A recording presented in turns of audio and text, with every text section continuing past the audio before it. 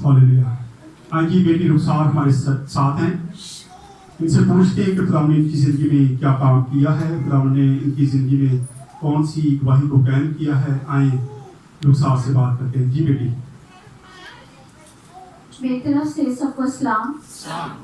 मेरी गवाही इस तरह से है कि पिछले बुध जब मैं चर्च आ रही थी तो तैयार हो रही थी, मैं वॉशरूम में गई तो मेरा पाँव बहुत ज़बरदस्त फिसला, लेकिन खुदा ने मुझे महफूज रखा और मैं बच गई।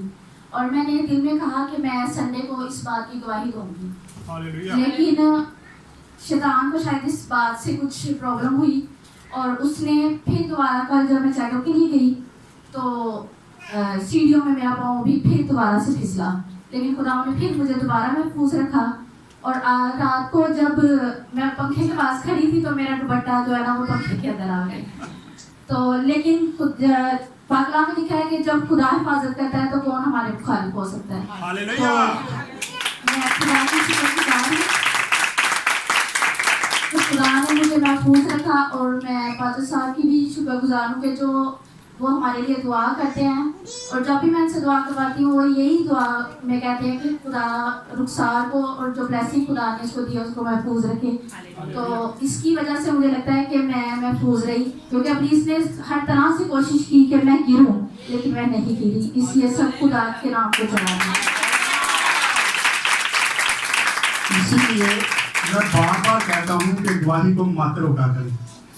एक काम होता है तो जब गवाही रुक जाती है ना तो दूसरी दिन फिर वही काम होता है।